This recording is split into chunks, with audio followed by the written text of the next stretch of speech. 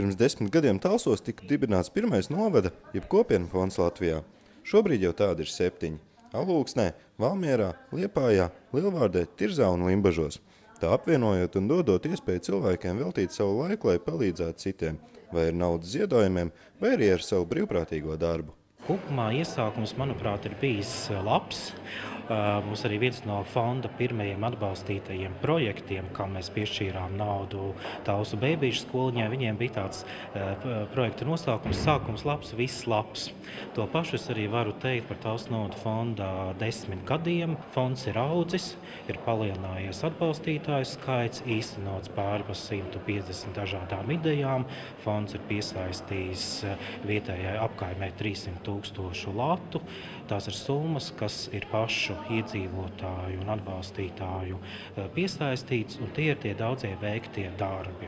Lai gan novada fonda darbības mērķis visu vietu ir vienāds – palīdzēt grūtībās nonākušajiem cilvēkiem un dot iespēju īstenot dažādas ieceres, veids, kā tie strādā, nereti atšķiras. Tāpēc arī būtiski ir sadarbība, kā arī regulārs tikšanās. Tā nu pat Kocēnos notiks starptautiska konference par godu kopienu fondu 10-gadai Latvijā. Valmieras novada fonds uz pārējo laikam Latvijas kopienu fondu fona varētu atšķirties ar to, ka mēs jau no sākta gala esam centušies nodrošināt to, lai mūsu darbs fondā būtu kā mūsu pamatdarbs, ka mēs tajā nevis tā kā pa vakariem brīvprātīgi kaut ko čabinamies, bet mums tas ir profesionāls darbs.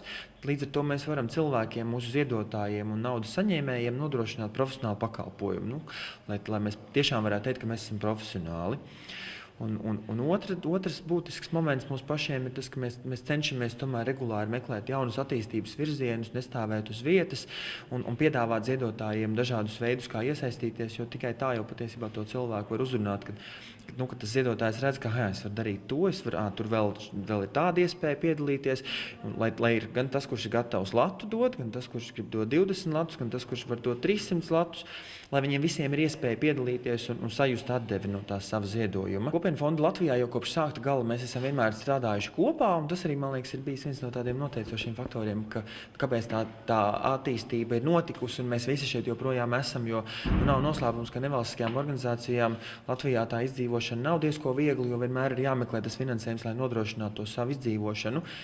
Un man liekas, ka viens no tādiem faktoriem, kas mums ir ļāvis tos 10 gadus te būt, ir, ka mēs viens otru esam atbalstījuši, vienmēr ir iespēja kādam kolēģim piezvanīt, mēs jau no sākta gala kopā esam turējušies.